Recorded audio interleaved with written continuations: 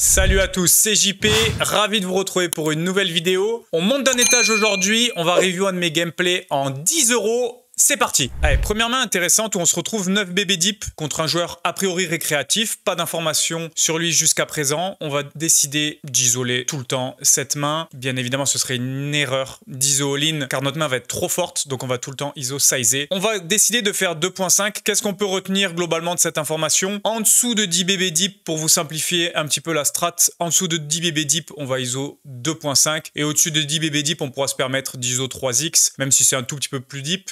Globalement, ce serait pas dramatique d'isoler 3x contre joueur récréatif, mais bon, on décide de faire 2.5 et vient un board dame 8, 6, deux possibilités. La première, ça va être de bet, la deuxième de check. Les deux options me semblent viables. Je pense que je suis parti cependant pour un check, car selon moi, notre adversaire au flop va nous donner beaucoup de renseignements par rapport à potentiellement son check back ou à son size, et du coup, on va pouvoir tirer des enseignements. Alors que si on sait bet, quel size on adopte? Est-ce qu'on sait bet all-in? On voit qu'on est quand même un peu trop deep. Est-ce qu'on sait bet small pour faire all-in en 2 street? Je pense que tout est envisageable, mais le check me semble un peu meilleur, sans info, et on voit que notre adversaire fait tapis. Globalement, c'est assez personnel, mais je trouve que c'est une excellente nouvelle quand notre adversaire fait tapis. Ça fait partie justement des informations qu'on veut déchiffrer chez les joueurs récréatifs. Selon moi, c'est plutôt un signe de faiblesse. Je pense qu'une dame va décider plutôt de size et de bet sizer, et ce sera un peu le début des problèmes. Je pense que j'aurais plus peur d'un bet sizer que d'un bet all-in, et ici, pour moi, il y a très peu de dames qui vont jouer comme ça, et du coup, dans ce type de configuration ici en pot ISO contre les joueurs récréatifs, j'ai l'impression que plus les joueurs vont faire cher au flop ici, donc potentiellement tapis, plus ça va être une bonne nouvelle pour nous. Donc quand on a checké ici au flop, on a un call ultra facile et notre adversaire a décidé de shove 9 et 6, troisième paire, ce qui fait sens par rapport à son sizing. On voit que c'est des mains où globalement dans sa tête, j'ai l'impression qu'il a envie de se débarrasser du coup en se disant ok, potentiellement je vais être devant avec mon 6, il a des mains comme As-Roi, comme As-Valet, etc. Et je vais faire tapis pour pas avoir de turn, pas avoir de river. Un 8 aurait pu jouer comme ça, quelques straight draw également auraient pu jouer comme ça, quelques R auraient pu jouer comme ça, mais globalement, je pense qu'il y a très peu de dames. De temps en temps, on va voir des mains comme dame 2, dame 3 qui vont aussi faire all-in, mais globalement, quand on décide de check et que notre adversaire fait tapis, selon moi, c'est toujours une très bonne nouvelle. Main suivante, contre exactement ce même joueur. Ok, là ce qui est ultra important, c'est que c'est littéralement la main suivante. Notre adversaire vient de nous faire doubler, on passe à 18 bébés et notre adversaire à 11 bébés, et on a As-Roi. Deux possibilités ici, on pourrait min raise contre joueur récréatif à 7 deepitude, un peu moins de 12 deep, on pourrait limp. Je vais avoir une grosse préférence ici pour le limp, parce que notre adversaire, globalement, on part aussi du principe que c'est un joueur récréatif, notre adversaire vient de perdre la moitié de son tapis, enfin vient de nous faire doubler, et du coup, les joueurs récréatifs, les mains suivantes vont avoir tendance à être beaucoup plus agressif, bluff beaucoup plus quand ils viennent de nous faire doubler que l'inverse. Quand un joueur récréatif vient de doubler contre nous, s'il commence à nous iso, à faire tapis ou à bet la main suivante, globalement méfiance. Quand c'est le cas inverse et que notre adversaire vient de perdre un stack, je pense que c'est ultra profitable de commencer à limp et trap quelques mains fortes parce que on va avoir pas mal de iso all-in et pas mal de bluff chez notre adversaire. La stratégie marche, il décide d'iso shove valet 10 off et on remporte le coup. Allez, j'en profite pour vous rappeler que Spinelli en ce moment multiplie le contenu gratuit pour vous. Des shorts tous les soirs à 21 h avec des HH et des conseils. Plusieurs quiz par semaine sur YouTube qui sont disponibles. Et maintenant un e-book 100% gratuit. Comment réussir au poker en spin en 2025. Tout ça c'est gratuit. C'est disponible pour vous, donc n'hésitez pas. Petite cerise sur le gâteau, il y a même le Discord affilié Spinelli où vous pouvez poster vos HH qui vont être corrigés par deux coachs Icetex, Théo et moi-même. Donc n'hésitez pas, plus d'excuses pour ne plus progresser. Tout ça c'est gratuit et c'est disponible pour vous. Allez, spot suivant. Ok, on découvre As-Roi suité au bouton. A priori, à nouveau deux joueurs récréatifs. Pas d'infos jusqu'à présent sur eux. On va décider d'open sans grande surprise et on est payé uniquement par la small blind. Un flop qui vient dame 10, 9 avec flush draw et straight draw. Un board, selon moi, qui n'est pas très profitable pour nous dans le sens où la range qu'on va donner ici à la SB contient beaucoup de dames, beaucoup de valets, beaucoup de 10, quelques 9. Et c'est des mains qui vont jamais fold au flop. Toutes les mains du style dame-valet, dame 8 suit, valet 10, tout ce genre de mains ici vont avoir connecté et vont avoir frappé le board. Du coup, est-ce qu'on a envie de bet et de prendre le risque de se faire check raise ou même par exemple check raise all-in? Je pense qu'on n'a jamais envie de prendre ce risque-là. On a quand même un straight draw ici, on va avoir des backdoor picks, on a deux overs sur la top pair, donc le check me semble être une meilleure option contre un joueur récréatif ici et je décide de check back. La turn vient le 8 de cœur, qui n'est vraiment pas non plus une belle carte. La flush est rentrée, la straight est rentrée et notre adversaire décide de faire tout small, de faire 1.4 1.4. Le spot semble assez délicat. Quand notre adversaire size comme ça, il peut déjà avoir straight, il peut avoir des deux paires, il peut avoir quelques flushs, même si je m'attends à ce que ça size un peu plus cher. Le problème, c'est qu'il nous demande que 1.4 dans un pot qui va faire plus de 8 bébés. Et du coup, potentiellement, si notre as est bon et notre roi est bon, on va pouvoir call assez profitablement. Et il y a même des cas où il va avoir des rivers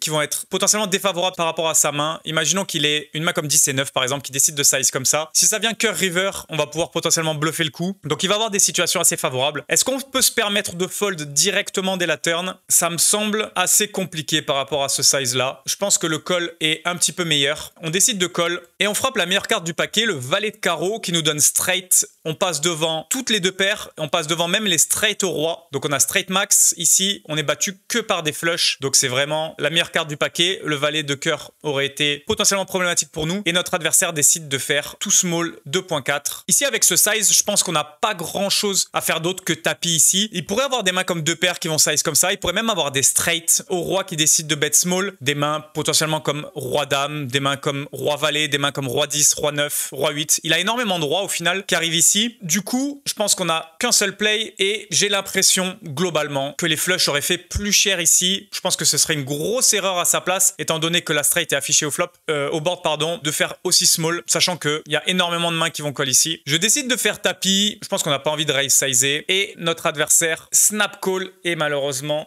on tombe sur dame 2 de cœur. Erreur d'appréciation de notre part. Il a size too small avec flush. Maintenant, je reste tout à fait OK avec notre play. OK, ici avec roi 8 off, open bouton et on se fait call uniquement par la small blind et notre adversaire décide de donc tout de suite une bébé. Première chose qu'on peut observer, c'est que sur un flop 7-4-2, ici en SB, notre adversaire est censé avoir très peu touché car il n'a pas de 2, il n'a pas de 4 et globalement, il va avoir très peu de 7 ici, même si on va éviter contre les joueurs récréatifs en small blind ici de leur donner une range parce que globalement, ils ont un peu tout et rien et c'est difficile d'estimer, de donner un groupe de mains. Maintenant, quand il décide de donc une bébé, les paires ici font sens. Globalement, il peut tout à fait faire une bébé avec un 7, un 4 ou un 2. Selon moi, à aucun moment, on peut envisager le fold ici. On a une bébé à mettre dans un pot qui va en faire 7. On a deux overs avec le roi et le 8 qui vont être quasiment tout le temps clean. Du coup, le fold est inenvisageable. Deux options qui sont possibles, le raise et le call. Je vais avoir une petite préférence ici quand même pour le call. Pourquoi? Parce qu'on va avoir globalement une information très précieuse à la turn par rapport à son size. Imaginons qu'il commence à faire un size évolutif à la turn et par exemple faire 3, 3,5 et qu'on n'a pas touché, on va pouvoir fold tranquillement. Si notre adversaire refait un size too small, même si on n'a pas touché, le raise va être potentiellement très cool pour pouvoir mettre beaucoup de pression sur ses mains faibles. Ici, on voit que j'hésite entre le raise et le call. Finalement, je décide de call et notre adversaire refait une bébé. Logiquement, on va devoir rester fidèle à notre plan et commencer à raise. Je mets très peu de dames dans la range adverse ici quand il y a une bébé. Je mets quelques 7, mais j'en mets pas beaucoup. Je mets principalement des straight draw, des 2 et des 4 qui devraient passer quasiment tout le temps sur un raise turn plus un bet river ou un shove river suivant la dipitude. Donc fidèle à mon plan, je décide de raise. Je pense qu'un size comme 3.5, 4 peut être cool. Je pense qu'il n'y a pas besoin de faire vraiment plus cher pour mettre de la pression à ses mains et on voit qu'il passe directement. On aurait fait globalement une mise comme 3 quarts à la river suivant le run-out pour essayer de faire passer les mains évoquées précédemment. Ok, on se retrouve ici avec roi 4 off. On décide contre un adversaire qui est un peu moins de 11 deep de limper cette main. A priori, joueur également récréatif. Pas d'infos dessus. Notre adversaire décide de check back et vient un flop roi 9-3. Les deux options sont possibles. Bet est très cool contre ce joueur-là. Check peut être cool également. On l'avait vu dans une vidéo précédente. À partir du moment où on check ici des low top pairs, on va être vraiment confortable. Turn plus river si notre adversaire bet pour pouvoir call turn plus call river facilement. Et si notre adversaire check, globalement, on va être assez à l'aise pour pouvoir choisir nos sizing. Et là, par exemple, on pourrait se dire que je vais pouvoir overbet turn. Par exemple, imaginons qu'il y ait un 4, un 7 ou n'importe quelle carte qui viennent, on va pouvoir overbet turn et faire tapis river. Donc en fait, le check ici devient problématique si jamais on est très deep parce qu'on va pas pouvoir prendre énormément d'argent. Tandis que ici, par rapport à la deepitude, on peut très bien se permettre de check et de tout prendre à notre adversaire si par exemple notre adversaire a un 9. Du coup, les deux options sont viables. Je suis parti pour le check. Je suis plutôt OK avec ce play là. Et la turn vient un 6. Les straights deviennent possibles. Des mains comme 7 et 8, des mains comme 10 et 8, comme 10 et 7. On pick up un peu d'équité ici à la turn. Maintenant, quand notre adversaire double check, la range adverse est plus plutôt faiblarde. Donc overbet ici me semble un poil ambitieux. Je décide de pot. Je suis globalement ok avec ça. On aurait pu faire un peu moins cher, du style 1.7, 1.8. Maintenant le pot me va. Je m'attends à ce que toutes les mains énoncées précédemment collent, que les 6 collent. Donc globalement plutôt ok. Notre adversaire décide de call et vient un 7 à la river. Et là, notre adversaire décide de donk shove, en se gardant 0.23 derrière, mais quasiment all-in. Et là, on est obligé de se demander qu'est-ce que notre adversaire représente et avec quel genre de main ici il peut arriver. Déjà, première information qui est importante, c'est que si notre adversaire avait checké, j'aurais fait tapis. Pourquoi j'aurais fait tapis? Parce que, comme on avait énoncé précédemment, il a énormément de 7. Les 7 et 8, on colle à la turn, des 10 et 7 arrivent ici, des 7 et 4 auraient pu coller à la turn, des 7 et 5 auraient pu coller à la turn, du coup, il a énormément de 7. Et je pense que quand un adversaire ici colle à la turn un tirage et touche un 7 river, globalement, je pense qu'un joueur récréatif ici va call any sizing à la river. Maintenant, pensons à ses values. Contre quelle main on passe derrière avec notre roi? On passe derrière des mains comme 10 et 8 ici qui auraient pu call à la turn et qui ont fait nuts.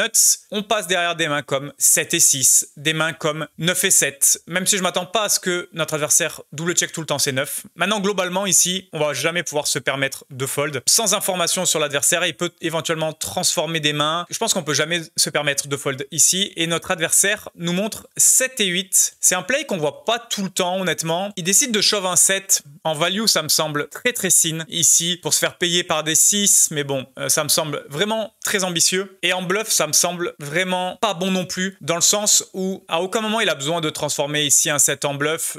Il est devant beaucoup de mains. Donc on n'est ni en value, ni en bluff. Quand on fait tapis ici, on va se faire call globalement que par mieux. On va faire fold les mains qui sont moins bonnes. Ça accomplit pas grand chose. Donc selon moi, il avait un check évident. Et potentiellement un check call à la river suivant le size. Ok, ici on se retrouve avec dame 8 off, on est 12 bébés deep et cette fois-ci on est contre un reg qu'on a vu sur plusieurs tables avec ce pseudo et qu'on va suivre un petit peu tout le long du gameplay. On décide de check back dame 8 off et le flop arrive 10, 9, 4 avec flush draw. Board assez connecté et notre adversaire décide de c-bet une bébé. Deux options, le call et le raise. Je pense que les deux options sont viables à fréquence ici. Maintenant, je pense que je vais préférer call à froid. Si par exemple on raise et qu'on se fait jam, c'est un peu catastrophique pour notre main. Je pense que le call est le plus pertinent. On voit que j'hésite entre le call et le raise. Et on décide de faire top pair à la turn avec cette dame de trèfle. Je pense qu'on va jamais donc ici. On va laisser l'initiative à l'adversaire. Donc notre adversaire décide de faire 3 quarts ici à la turn. Plusieurs questions à se poser. La première question, c'est est-ce que ça va être un spot qui va être bluff par les joueurs réguliers ici en 10 €? Potentiellement, oui. Quand une carte est une over à la top pair du flop, les joueurs vont vraiment s'engouffrer au maximum là-dedans pour mettre de la pression. Donc je m'attends à ce que cette carte soit bluff. Je m'attends à ce que si par exemple il a c-bet des mains qui contiennent un 8, un valet, un roi, mettre tout le temps le deuxième ici. Il a des mains de value, bien évidemment. Il a des dames meilleures que nous, qu'il aurait pu limp. Il a des deux paires, il a des straight, il a des mains de ce type-là. Il a quelques mains avec équité et il a aussi des mains en bluff avec très peu d'équité, comme par exemple des rois, des 8, le valet un peu plus d'équité. Mais globalement, je pense qu'ici, faire tapis représenterait pas un intérêt énorme, si ce n'est de cut un petit peu d'équité à ces mains-là. Mais j'ai quand même envie de call ici pour lui laisser des bluffs à la river si jamais notre adversaire avait envie de bluffer. Et la river est un as. Et pareil, selon moi, c'est une carte sur laquelle il va pouvoir énormément s'appuyer. Est-ce que vraiment il va shove une dame ici? Est-ce que par exemple, il pourrait shove une main comme dame valet ici? C'est une possibilité. Maintenant, les valets secs finissent à hauteur valet. Les rois, même chose. Il a des 8 secs. Il a des random bluffs. Est-ce qu'il pourrait avoir des combos de pique et de trèfle éventuellement? Il pourrait avoir c-bet une main comme par exemple 5 et 7 de trèfle et décider de 2 barrel turn. Il pourrait avoir des combos de pique et décider potentiellement de les 3 barrels. C'est des scénarios qui sont possibles. Je pense qu'il n'y a pas un cas où on peut fold ici. Là, c'est juste magnifique également aussi pour lui pour bluff. Je m'attends à ce qu'il fasse tapis quasiment 100%. Snap call chez moi, Broland 10 chez lui. Selon moi, pas grand chose à faire d'autre. Rencontre assez inévitable. On découvre dame 9 off au bouton, on décide d'open et on se retrouve en 3-way avec la small blind qui paye et la big blind qui complète sur un board valet 9-3 où on décide de faire middle pair ici et notre adversaire. Donc une bébé en small blind, la big blind passe. Ça va être un spot qui va être relativement confortable. On va essayer de réfléchir à la range adverse. Comme on a évoqué précédemment en small blind, même si c'est difficile d'estimer la range adverse des joueurs récréatifs ici qui sont pas censés call énormément de mains en small blind, on va lui mettre beaucoup de valets. Des mains comme comme Dame Valet, Valet 10, Valet 9, Valet 8, Valet 7 qui auraient pu call préflop. On peut lui mettre des mains comme Dame 10, des mains comme 9 et 10, des mains qui comportent beaucoup de 10, beaucoup de dames. Et globalement, quand il donc ici une bébé, on va lui mettre quoi? On peut lui mettre des valets, on peut lui mettre des 9, même si on en bloque une partie, on peut éventuellement lui mettre quelques 3. Et après, on va lui mettre des straight draws. Du coup, pas trop de décisions ici au flop à part call. Ce qui va être intéressant, c'est d'en savoir un peu plus dès la turn par rapport à son size sur la force de sa main. Et ça va nous en apprendre énormément. Quand notre adversaire rebête une bébé turn, selon moi déjà, il y a beaucoup moins de valets qui sont présents ici. Je m'attends à ce que les valets aient envie de bet plus cher, ou au flop, ou à la turn, mais je m'attends pas à ce qu'il y ait beaucoup de valets qui fassent une bébé. Du coup, on est quasiment tout le temps devant. Il y a quelques fois où on va être derrière, mais globalement, j'estime qu'à 90% du temps, on va être devant. On va être devant des 9, on va être devant des 3, on va être devant des straight draw, et je m'attends à ce qu'il y ait très peu de valets. Deux possibilités ici. La première, selon moi, ça va être de call et d'ajuster river en fonction de son size. Et la deuxième option qui va être intéressante, ça va être de raise ici. On n'a pas besoin de faire très cher, mais ce qui va se passer, c'est que globalement, on va faire payer des mains inférieures, du style Dame 10 par exemple, ou même des mains comme Dame 8, etc.,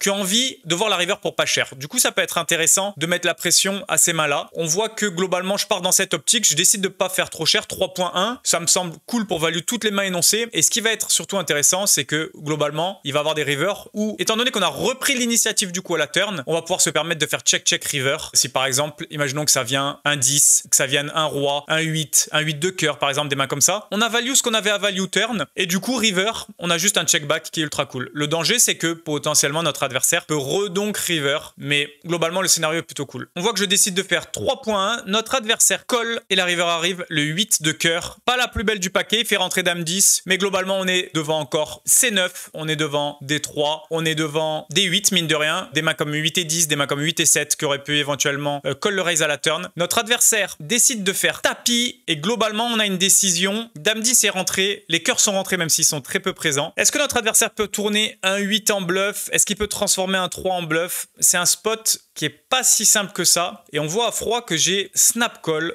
J'avais potentiellement assez bien identifié le genre de main qu'il pouvait avoir, potentiellement avec les mains d'avant. C'est possible qu'il ait déjà transformé des paires. Là, on voit qu'il transforme une paire, donc il transforme un 3, ce qui potentiellement est pas mal joué dans le sens où il va avoir assez souvent perdu et ça peut être une scary card river et il pourrait représenter des straights, des flushs. J'ai pris une décision assez rapide. Le spot à froid me semble un peu plus dur que prévu, mais souvent, in-game, on a des décisions qui semblent relativement faciles, alors que quand on revoit la main à froid, le coup est quand même différent. Mais in-game, la décision m'a semblé assez facile, même si Dame 10 rentre, des flushs rentrent. Il peut y avoir aussi quelques deux paires qui traînent, mais globalement, les mains qu'on a value à la turn sont restées derrière nous, et c'est pour ça que le call s'est imposé. Allez, on se retrouve avec Dame 9 suit, et on est 15 BB deep, 14.7 BB deep, potentiellement contre un joueur récréatif. Ce pseudo ne me rappelle rien dans la session. Je décide de min raise. Les deux options me semblent possibles. On peut min raise pour call all-in ici à cette deepitude, même si quand notre adversaire chauffe, ce sera rarement une bonne nouvelle. Je décide de min raise, sûrement contre un adversaire qui était assez passif, et il vient un flop Dame de 2 avec flush draw, et notre adversaire décide de donc quasiment 2 BB, quasiment mi-pot. Qu'est-ce qu'on va lui mettre dans sa range? On va lui mettre énormément de dames. Déjà, une partie des deux, on fold pré-flop,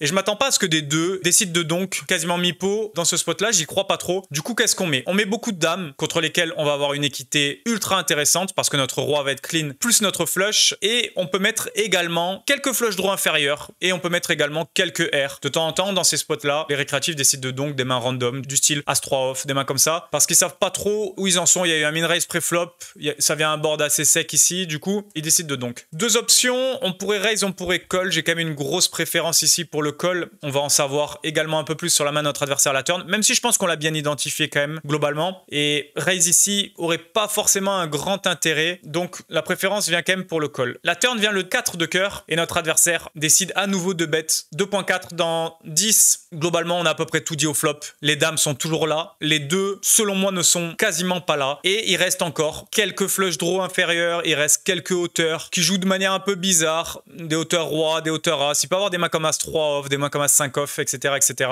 Mais bon, le prix est ultra attractif. On va avoir 2 BB pour 13 BB. On va avoir l'équité, bien évidemment, largement pour pouvoir call ici. Et il va y avoir des rivers qui vont être ultra cool. La question qu'on peut se poser, juste avant de voir ce magnifique as de carreau. C'est si jamais ça blank river, qu'est-ce qu'on fait sur un bet small? Je pense pas que ce soit honnêtement les meilleurs boards à arracher quand ça vient par exemple un set de pick river et que notre adversaire décide de refaire tout small. Si on fait tapis, à ses yeux, on va pas représenter grand chose. Les dames vont pas souvent fold, donc pour moi, ce sera un mauvais spot à bluff. Quasiment la plus belle du paquet, l'as de carreau. Les flushs inférieurs chez lui sont rentrés, les dames sont maintenues. C'est forcément une mauvaise nouvelle pour une dame de voir un as, mais globalement, par rapport aux 8 bébés et demi qui me restent, les dames ici vont pas passer. Les flushs sont rentrés. Il peut avoir des mains comme as 3, as 5 qui traînent, etc. Donc c'est vraiment une carte qui est magnifique. Quand notre adversaire décide de checker, c'est ultra important ici de faire tapis et de pas commencer à sizer plus small en se disant ok, je veux vraiment pas faire passer les dames. Est-ce que si je fais 8 et demi dans 12 et demi, est-ce que je vais faire passer les dames? Non, je pense qu'on a tout le temps envie de faire tapis. Les dames vont avoir du mal à passer. Il y a quelques as qui traînent, il y a quelques flushs qui traînent, même si du coup j'enlève beaucoup de flushs maintenant parce que je vois pas trop une flush bet flop, enfin donc flop, bet turn est passé et check river. Donc selon moi il y a très peu de flushs. Maintenant le tapis ici semble assez évident et notre adversaire paye relativement vite avec roi 4 off. Je me souvenais pas du tout de ce showdown. Ça me semble quand même ambitieux. On va essayer de trouver nos bluffs chez nous. Et au niveau des bluffs naturels, on en voit quand même pas trop. Les flushs sont rentrés. Les hauteurs as qui auraient pu call, on fait une paire river. Ouais, ça me semble être quand même un poil ambitieux de sa part. On se retrouve avec roi 3 suit ici, avec un limp d'un joueur récréatif et la SB qui complète. Ici une bébé. On est en 3-way et on se retrouve sur un board dame valet 4, backdoor flush pour nous, backdoor straight, une over qui peut être clean. Sur une bébé, on pourrait clairement envisager le call contre bouton joueur récréatif. On va voir un petit peu le size que notre adversaire va nous proposer et notre adversaire décide de check back. La turn est un 4 de cœur, donc le 4 double. On est clairement le profil à avoir le plus de 4 car tous nos 4 sont présents, du 4 de off, du 4 3 off, du 5 4 off, etc. Des mains qui vont pas être présentes globalement chez le bouton, même s'il va VPIP beaucoup, on s'attend pas à ce quand même qu'il ait des mains comme 4 de off, 5 4 off, 4 off, etc. Potentiellement, la small blind ne les a pas non plus parce qu'elle l'a pas complété. Du coup, on est le meilleur client sur les 3 à avoir des 4. On voit que j'ai pas bet ici à la turn. Le bet aurait pu faire sens ici pour essayer de faire passer des hauteurs as, comme on a également un peu plus de 4 que tout le monde. Et river, un magnifique 9 de cœur. Ici, on décide de faire flush notre adversaire en small blind, check. Et ici, deux options qui sont possibles. La première option, ça va être de bet. Maintenant, si on bet, combien on bet? On a envie potentiellement de pas faire trop cher parce que qu'est-ce que notre adversaire a quand il a double check ici? Il a des 9, des mains comme 10 et 9, des mains comme 9 et 8, etc. Il peut avoir quelques mains comme roi 10 off qu'il a décidé de double check. Il peut avoir quelques 4. Maintenant, j'y crois pas trop. Je pense qu'il aurait bet turn. Du coup, si on bet, combien on bet? 1.5, 2, éventuellement 3. J'ai une vraie préférence pour le check ici. Je vais voir si j'ai check in-game et je vais vous expliquer après pourquoi. J'ai décidé de check ici et j'ai une large préférence pour le check. Pourquoi? Parce que on va laisser la possibilité à notre adversaire de miser s'il a touché les mains fortes évoquées précédemment. C'est-à-dire que s'il a double check avec un 4 ici, il va tout le temps miser. S'il a des mains comme roi 10, il va tout le temps miser. S'il a des flushs en dessous, il va tout le temps miser. Et du coup, on va pouvoir check raise all-in et il n'y a pas un cas où ces mains-là vont fold. Alors que si on décide de bet et même de bet cher, par exemple pot, s'il commence à call roi 10 off parce que la flush est rentrée, c'est une catastrophe pour notre main. Du coup, on va essayer de trouver un moyen de tout prendre. Et dans ces spots-là, il faut être vraiment ambitieux. C'est pas parce qu'il y a 3 bébés au milieu que si notre adversaire, par exemple, fait 1.5, on a envie de faire 4 et des brouettes. On va essayer d'être ultra gourmand dans des situations où notre adversaire a des mains pour se défendre. Notre adversaire décide de pot. Donc on voit qu'il a size à la main, il a fait 2.9 dans 3. Selon moi, on n'a qu'un size. On n'a que all-in parce que les mains évoquées précédemment vont call. Et surtout, quand nous, on a triple check, qu'est-ce qu'on représente comme main de value? On n'en représente pas non plus une tonne à ses yeux. Donc potentiellement, on va plus trigger notre adversaire en faisant tapis directement ici, en lui demandant les 15 bébés et demi qui lui restent, plutôt que de faire 7, 7 et demi. Je pense que c'est des spots où il faut être gourmand dans les situations où notre adversaire a la capacité de se défendre avec des mains. Du coup, on va faire tapis ici et on avait même oublié une main comme 10 et 8 ici qui peut double check et payer river. J'espère que j'ai fait tapis. Je décide de faire tapis et on est snap call. Waouh.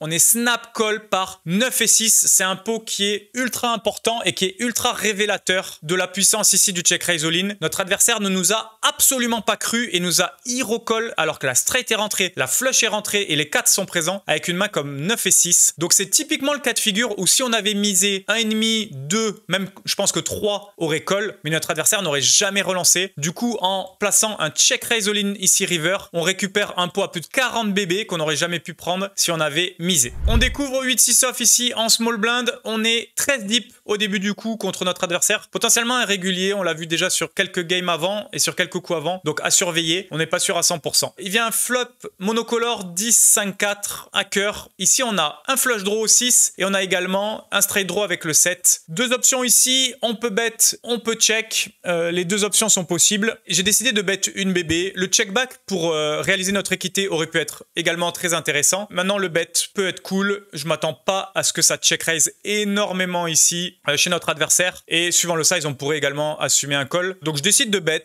on a quand même hauteur 8, si on peut gagner le coup tout de suite c'est ok aussi. Turn vient le 8 et là deux options sont envisageables. Quand notre adversaire décide de check, deux possibilités. Check back, réaliser notre équité et potentiellement revalue river si par exemple il vient une brique complète du style 2, 3 et que notre adversaire check. On peut également deux barrels ici turn pour pouvoir value tous les 4, tous les 5, tous les cœurs secs et pouvoir check back river tranquillement. Donc je pense que les deux options sont possibles. J'ai potentiellement quand notre adversaire a check deux fois une petite préférence pour le bet. Je m'attends pas à ces limites là, à me faire punir suffisamment souvent si je décide de bet un petit peu small. En exploit ici, river 1-5. Maintenant quand on a check turn, je pense qu'il n'y a pas un cas où on va pouvoir fold river ici. Des bluffs sont présents chez lui. Waouh. Et il décide de faire 11.2. Le spot est difficile. Le problème, c'est que quand on a bet flop et qu'on a check turn, on représente globalement de la faiblesse. Est-ce que notre adversaire va faire tapis ici avec un 5? C'est possible. Est-ce que notre adversaire va faire tapis avec des straights loupés ou des flush miss? C'est la question. Un des gros problèmes selon moi de ce coup, c'est d'avoir le 6 de cœur. Parce que tous les straights qui ont miss et des flush qui ont miss, ben, on en bloque quand même avec cette carte une partie. Du coup, à froid, je trouve que c'est un spot qui est vraiment difficile. Je sais pas ce que j'ai fait in-game. Je pense que j'ai fold sans info. On voit que j'hésite. Je suis en train de réfléchir en même temps au coup. J'ai pris l'option de fold. C'est potentiellement un coup qui fait débat. N'hésitez pas d'ailleurs à me dire dans les commentaires en dessous ce que vous auriez fait dans cette situation. À partir du moment où on a bet flop et check turn, c'est une situation qui est vraiment délicate. Et ça montre aussi, je pense quand même, que j'ai une petite préférence à ces limites-là pour le bet à la turn en value. On va pouvoir check back tranquillement une bonne partie des rivers. Et quand on check turn ici, on se met un petit peu à la merci du sizing de notre adversaire. On aurait pu quasiment call, j'allais dire any size, on va dire jusqu'à pot, mais il nous demande quand même notre tapis. Enfin, il fait tapis. Et le risk reward n'est pas fabuleux. Est-ce que notre adversaire va être suffisamment compétent pour transformer des mains? J'en suis pas sûr. Ou de bluff ce spot là. Le problème c'est dans ce coup c'est quand même qu'il n'a plus de 10. Quand il fait tapis ici, il y a selon moi pas un cas où il a un 10. Du coup il nous dit j'ai fait straight, j'ai flush, j'ai brelan ou j'ai air. Le problème c'est qu'il y a quand même beaucoup de possibilités entre les straight, les flush, les brelans. Il nous demande un peu trop cher. Toujours pas convaincu par le déroulé de mon coup. Je pense qu'il y avait moyen de se faciliter un peu plus la vie. Mais bon, on va lui laisser le bénéfice du doute et on va fold tranquillement. Un des arguments aussi qui me fait fold, et ça c'est un argument qu'il faut tout le temps prendre en compte, surtout sur Unibet où les structures sont vraiment lentes sur les multis et c'est vraiment ultra agréable, c'est que notre adversaire va se retrouver avec plus de 15 bébés. On va avoir 35 bébés sur des niveaux qui vont être longs. Donc est-ce que vraiment on a envie de prendre un énorme risque sur un entre guillemets 50-50 au niveau de notre décision? Je pense pas. Je pense qu'on a envie juste d'attendre des meilleurs spots, de le grinder tranquillement et de profiter justement de cette structure qui est lente. On se retrouve avec 5-3 off contre un joueur régulier. Donc c'est notre adversaire bûche glacée de tout à l'heure qui est maintenant sur toutes les tables. Petit pseudo d'Arsenal. On fait deux paires au flop 10-5-3 et notre adversaire décide de check back. Turn 7 qui fait rentrer 6 et 4, potentiellement qui aurait été bet au flop par notre adversaire. Deux options ici, on peut check, on peut bet, check éventuellement pour check raise. Maintenant j'ai quand même bien envie de bet ici. On a plein de mains à value, il y a des straight draw dans tous les sens, des flush draw dans tous les sens ici. Potentiellement il pourrait avoir quelques 10 faibles aussi qui ont décidé de check ici, puisqu'il sait que je suis un joueur régulier. Enfin, j'imagine qu'il l'a compris. Du coup, globalement, une préférence pour le bet. Je décide de bet cher, d'overbet un peu plus de 2 fois le pot, pour me garder un pot sympa à la river si ça brique, ou si éventuellement on veut le laisser bluff, etc. etc. Donc je décide de faire 4.5. Je vais avoir des mains éventuellement en bluff également à ce size. Par exemple, si j'ai des 4 secs, des 6 secs, etc. Ou d'autres mains, je vais pouvoir utiliser ce size. C'est un size qui va être potentiellement problématique pour notre adversaire dès la turn, avec des mains comme des 5, des 3, des straight draw. Ça peut mettre énormément de pression. Donc j'aime bien mon size.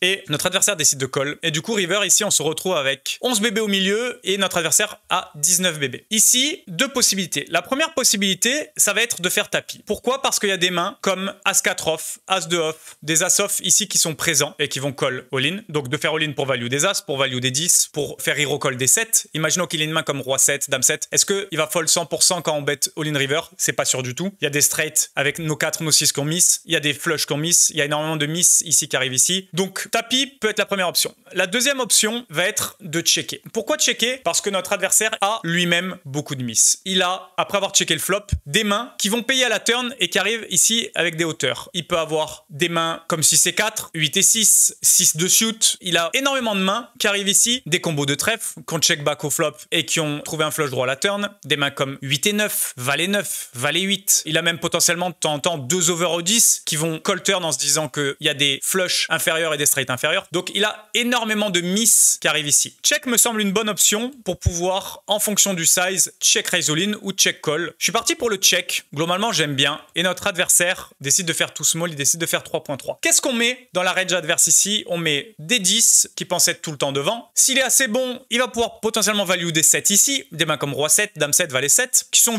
mine de rien relativement souvent devant. Et il a également des as qui arrivent ici. Est-ce qu'on a envie de faire ce sizing avec les as ici? À voir. Ce qui est sûr et certain, c'est que nous, on a un excellent candidat à check raise all in. On va pouvoir value donc nos 7 s'il décide d'y recall, nos as et nos 10. Et notre adversaire call 7 et 5 off. Du coup, on s'est value cut ici dans cette situation, mais le coup est ultra intéressant, on va un petit peu le développer. Déjà, on voit au flop que notre adversaire a check back 7 et 5 off, ce qui me semble être très correct. Il a une deuxième paire avec un low kicker. C'est un candidat qui est ultra intéressant à check back. Et globalement, ce que vous pouvez retenir, c'est que les middle pairs ici en HU, suivant les dipitudes, vont être des très bons candidats à checker au flop, sauf si par exemple il avait une main comme As5, Roi 5, Dame 5 en value. Mais globalement, avec un kicker intermédiaire, ça va être des très bons candidats. À la turn, j'ai envoyé un parpaing, j'ai envoyé 4.5 dans 2. Il a décidé de call, ce qui me semble être également un très bon play de sa part, parce que on va avoir, comme on l'a vu précédemment, des bluffs. River vient l'as, et quand je check, notre adversaire a décidé de faire tout small. Je suis un peu partagé sur son bet. J'ai tendance à penser quand même qu'il a mis de la value, et que par rapport à l'image perçue dans le coup, il pourrait faire tapis en se disant que je vais hero call des mains. Je vais hero call des 7, des 5, et que globalement un as va pas faire tapis ici. Donc à sa place, j'aurais fait tapis. Et je pense que tapis est un peu meilleur et que ça accomplit plus de choses que bet small. Ici, quand il fait tout small, ben, est-ce qu'il a énormément de bluff? Je suis pas sûr. Et selon moi, il a pas énormément de mains très fortes ici. C'est pour ça que j'ai fait tapis par-dessus. Mais c'est vraiment une note qui est ultra importante à retenir. C'est qu'avec ses mains fortes ici, il a pas voulu faire tapis river. Alors que je pense qu'il y avait la place de faire tapis ici, même 19 dans 11. Et potentiellement, ça va plus trigger le field que faire 3.3. En tout cas, ce coup est ultra intéressant. On le garde dans un coin de la tête. On se retrouve à nouveau contre notre adversaire. Un point qui est ultra important et qu'on n'a pas évoqué la main précédente, c'est que c'est un x10 et que du coup c'est une game qui est plus importante, qui va être plus surveillée par notre adversaire, et donc c'est un facteur quand même qu'on doit prendre en compte. Notre adversaire décide de min raise à cette dipitude, on défend 9-6 off, quasiment 24 deep, on est ok, on part du principe qu'on va avoir quand même un petit avantage post-flop contre notre adversaire, et ça vient un board ultra connecté 7-5-4 qui touche quand même mine de rien plus notre range de défense que sa range d'open. Est-ce qu'on pourrait donc ici potentiellement, pourquoi pas, fréquence, même si je pense que le check ici va être mieux. On décide de check, on aurait un check call relativement facile, à voir si on pourrait pas même check raise à fréquence. Et notre adversaire, dans la même situation que tout à l'heure, décide de check back. Le valet de carreau nous rajoute des outs, il nous donne en plus flush draw ici, en plus d'avoir up and down ici. Deux possibilités, le check qui est potentiellement le play le plus envisageable pour réaliser notre équité avec la flush et la straight. Maintenant, avec la dynamique qui s'est imposée sur les autres tables et sur les coups précédents ici, j'ai bien envie de bet, dans le sens où notre adversaire va call potentiellement énormément de turn et fold beaucoup de river si ça brique. Et donc on va se retrouver avec au turn 9 ici un candidat qui peut être cool. Pareil, le but du jeu, et c'était dans nos 3 points, il y avait le fait de mettre énormément de pression et d'agressivité et de martyriser un petit peu ces règles de 10 €. Et le deuxième point, c'était un peu de déchiffrer les informations qu'allaient nous donner les joueurs récréatifs gratuitement. Là, on est clairement dans la deuxième configuration où on va essayer un peu de martyriser les règles, leur mettre beaucoup de pression. Et du coup, je pars pour un size qui est assez gros, je décide d'overbet à la turn. On va se retrouver s'il colle quasiment avec un PSB river et on va le mettre déjà devant une grosse décision turn. Le danger de ce genre de play, c'est que si notre adversaire décide de rejam par-dessus, c'est cataclysmique pour notre main. Maintenant, on voit que tout à l'heure, même avec 2 paires ici, il n'a pas décidé de raise, il a décidé de call. Du coup, je m'attends à me faire rejam très peu souvent. Et c'est pour ça que j'ai opté pour ce play. Maintenant, si notre adversaire avait des rejams, la situation serait très problématique pour nous. Notre adversaire décide de call. River vient un 9 qui nous donne une paire. La question qu'il faut se poser, c'est avec quoi notre adversaire arrive. Notre adversaire arrive avec des valets. Ici en value, il peut arriver avec quelques flush qu'il a checké flop. Flush draw, il a fait flush à la turn. Il peut arriver avec des 2 paires. Je pense pas qu'il ait des straight trop de straight dans ce coup-là. 8 et 6 aurait sûrement été ses bêtes. Qu'est-ce qu'il a? Il a des bluffs, il a donc des miss, quelques 7, quelques 5, quelques 4 majoritairement, et il a quelques 9. Il peut avoir des mains comme 9 et 6 comme nous, il peut avoir des 9 et 8, il peut avoir des 10 et 8 et rentré, 10 et 8 fait straight, mais globalement, il a des values, il a des bluffs, mais je pense qu'il a quand même un peu plus de bluffs que de value ici. Est-ce qu'on a un intérêt à bet? J'étais parti pour shove énormément de river, 6 à briquet, on voit que je l'ai préparé, mais maintenant, à partir du moment où on a fait une paire et qu'on est passé devant des mains, on n'a plus aucun intérêt ici à bet. On n'a pas une main suffisamment forte pour value, on a une main qui est trop forte pour bluff, du coup le check est assez évident, et notre adversaire décide de faire tapis, et là, on a une seule chose à se rappeler en tête, c'est que tout à l'heure, avec un jeu très très fort, notre adversaire a décidé de bet small. Ici, en faisant tapis, est-ce que notre adversaire représente beaucoup de value? Non. Il a plus de valets. On sait que les valets ici, ou il va les check, ou il va les bet small. Et potentiellement, même ses straight du style 10 et 8, même ses flush, à partir du moment où il nous voit check river,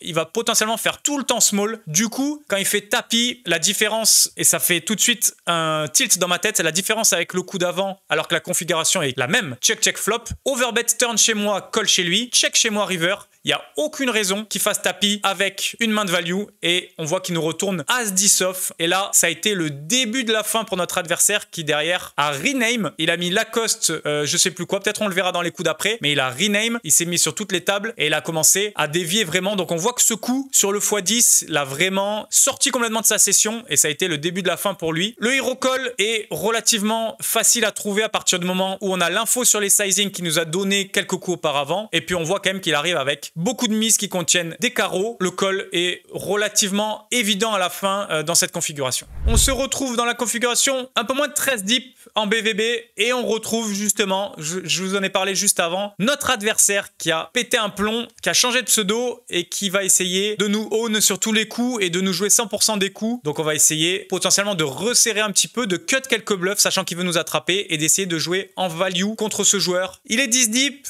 ici on va min raise de bébé, pas de raison de faire plus cher, faire tapis serait une erreur ici, notre main est trop forte donc on a envie, on pourrait limp ici en trap à cette deepitude. Maintenant le min raise est très très cool et on découvre un board As 8-8. Deux possibilités ici, la première ça va être de c-bet à haute fréquence, même si on dézoome un peu et qu'on regarde notre main, on n'a pas tout le temps envie de c-bet parce que globalement on value pas grand chose, c'est-à-dire qu'on est passé derrière les As, même s'il a très peu d'As à cette deepitude, potentiellement même pas du tout d'As, et on est passé également derrière les 8. Donc qu'est-ce qu'on value? On va value des hauteurs roi, des hauteurs valet éventuellement et quelques flottes, mais globalement c'est à peu près tout. Le problème c'est que c'est un reg. Contre un joueur récréatif ça m'aurait pas dérangé du tout de check et de le prendre entre guillemets pour un imbécile. Maintenant ici contre un joueur régulier, si on check ici, il se doute qu'on a beaucoup d'as ou des mains de ce style là. Donc je préfère bet ici une bébé, sachant qu'en plus il est un peu énervé et notre adversaire fait tapis directement ici. En réfléchissant un petit peu, qu'est-ce qu'il peut avoir? Est-ce qu'un 8 ici va faire tapis directement? Non. Est-ce qu'un as va faire tapis directement ici? Non plus, et potentiellement il n'en a aucun parce que quand min raise 10 deep, il va faire tapis avec quasiment tous ses as. Je pense pas qu'il garde quelques as suit, il va avoir tous ses as en tapis préflop. Du coup, qu'est-ce qu'il a? Il lui reste des flush draw, des craquages et éventuellement quelques hauteurs rois qui savent pas trop quoi faire, mais globalement on a un tapis qui est relativement facile et il découvre dame 5 de carreau et sa brique, c'est parfait pour garder notre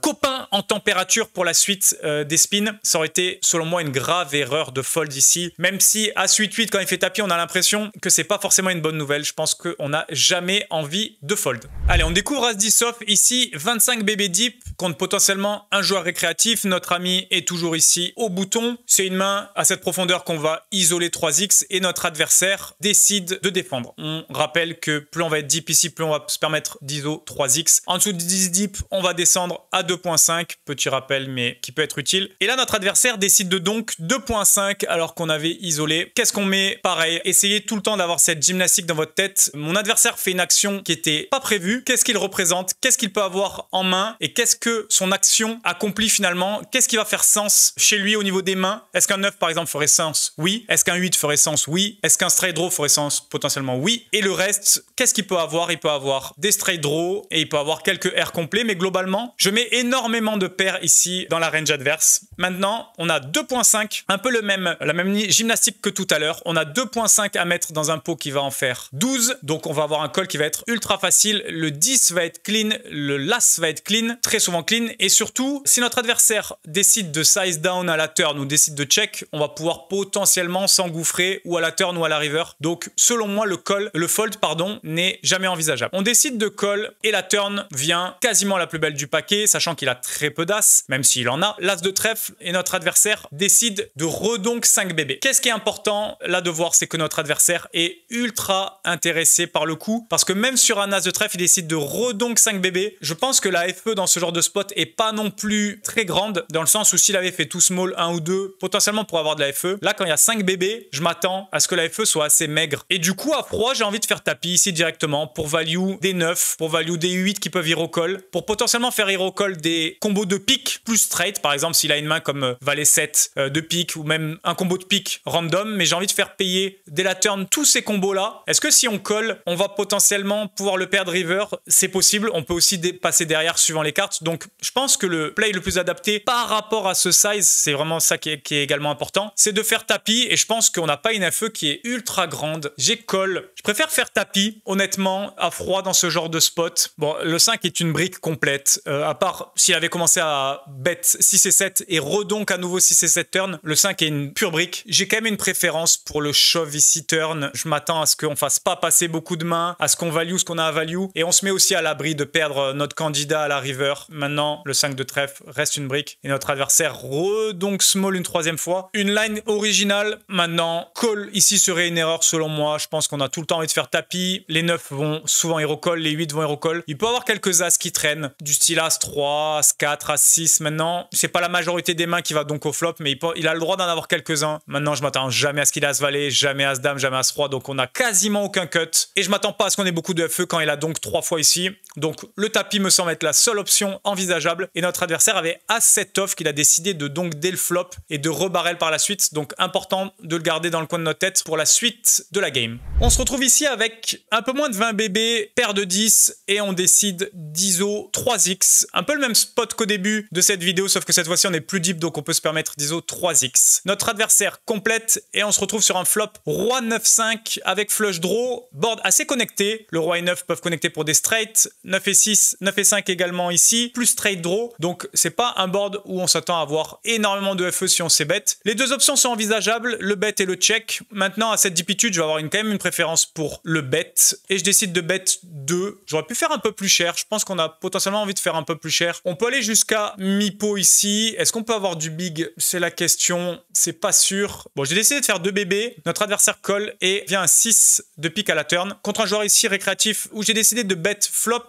Quand ça vient le 6 de pique, j'ai quand même envie de 2 barrels ici, on va pouvoir value tous les 6 qu'on colle au flop, donc des mains comme 6 et 7, des mains comme 6 et 8, potentiellement même des combos de cœur qui comportent un 6, on est toujours devant des 9, on est toujours devant des 5, il peut avoir des mains comme 9 et 8, 9 et 7, 5 et 7, 5 et 8, donc tout ce cœur de range ici, là au milieu, qui comporte une paire, plus éventuellement un straight draw, ne vont jamais passer. Donc on a envie de barrel ici, et l'info qui est importante, c'est que les rois au flop auraient potentiellement pu nous raise. Je suis pas fan de mon check à la turn, c'est un peu comme tout à l'heure, le spot où c'est venu le 8 de cœur. Je pense, même si le check est pas immonde, j'imagine, je pense qu'on a quand même envie de 2 barrel ici, pour pas se compliquer potentiellement la vie à la turn plus river, même si je pense qu'on passera sur aucune mise turn plus river, mais je pense qu'un bet mi-pot ici aurait pu être vraiment cool pour continuer à valoriser. À froid, j'aime pas trop mon check. Et river, quand ça vient le 8 de cœur qui fait rentrer flush plus straight, bah du coup j'ai moins envie de miser. Et je pense que si je mise, je joue un petit peu le coup à l'envers. Ouais, bah le coup est pas bien joué, tout simplement. Et quand le coup est pas bien joué, on se fait punir. Je pense que le 2 barrel à la turn, on avait énoncé exactement les mains qu'on voulait value. C'était des mains comme 8 et 6, des mains comme 9 et 8, 9 et 7, 5 et 7, 5 et 8. On a tapé exactement là-dedans. Et j'ai checké turn, et à froid, je préfère largement bet. Et potentiellement, on sent un petit peu de frustration river, où j'ai dû réaliser que j'avais mis un petit peu de value turn, et du coup river, quand le 8 rentre, bah, j'essaye de value small en exploit un peu des 8, des 6, des 9. Si je me fais raise, je suis obligé de passer. On voit que je me fais même call par 2 paires ici qui raise pas. Ouais, globalement pas fan du déroulé de la main. Ça arrive, clairement, à retenir pour la suite. On se retrouve contre ce même adversaire, 9 bébés deep avec les rois, et je décide de min raise. 9 bébés deep, c'est une situation qui n'existe pas contre les règles à cette deepitude, puisqu'on va pas avoir d'open fold. Maintenant, ici, contre un joueur récréatif qui a été ultra passif depuis le début, ben en fait, ça me dérange pas d'open même à 9 deep. Si votre adversaire ne vous ISO jamais, ben quel intérêt vous avez à limper paire de roi, même à des deepitudes faibles comme 9 BB deep, il n'y en a aucun. Donc, ça va être cool de min-raise, peu importe la deepitude ici contre un joueur récréatif. Attention de pas non plus 5 ou 6 deep partir en min-raise, ça aurait quand même pas trop de sens. Mais globalement, à cette deepitude, je suis OK avec le min-raise contre cet adversaire-là. Et notre adversaire décide de donc une BB sur un board assez connecté, valet 9-8. Je pense qu'on a que du raise ici, on n'a pas envie de call. Globalement, qu'est-ce qu'on met ici dans la range adverse? Pareil, on essaye de toujours se poser la question avant de réaliser une action. On met des 8, on met des 9, on met des valets, on met même des mains comme 8 et 10, 9 et 10, valet 10, dame valet éventuellement, valet 7. Bref, des mains qui comportent des paires plus des straight draws. On pourrait donc même se permettre de faire tapis directement. À cette profondeur, est-ce que ce serait pas le meilleur play? C'est une possibilité. Maintenant, quand il fait une BB, est-ce qu'on size? J'ai décidé de size 2.8. Je suis pas fan. Je suis pas fan parce que globalement, c'est la line où on rep le plus de value. On va relancer 2.8 en se gardant 4.5 derrière. Le problème, c'est qu'on n'a pas envie de call non plus. Est-ce qu'on a envie de click? Je pense que tapis aurait pu être vraiment cool. Le point problématique, c'est qu'il y a des récréatifs qui vont donc fold ici une BB. On a quand même envie de garder toutes ces mains évoquées précédemment. Donc par rapport à la deepitude, ça reste un petit peu compliqué de trouver le best size. Maintenant, notre adversaire nous facilite la vie et on voit qu'on avait tapé quand même globalement assez juste et que notre adversaire avait valet 7 et notre adversaire fait 2 paires. C'était le dernier spot de cette vidéo. J'espère qu'elle vous aura plu. Si c'est le cas, n'hésitez pas à liker, à partager. Si vous avez des questions, vous pouvez les poser dans les commentaires. On se fera un malin plaisir de vous répondre. Et enfin, n'oubliez pas de rejoindre le Discord affilié de Spinelite où une tonne de contenu gratuit est disponible. À bientôt.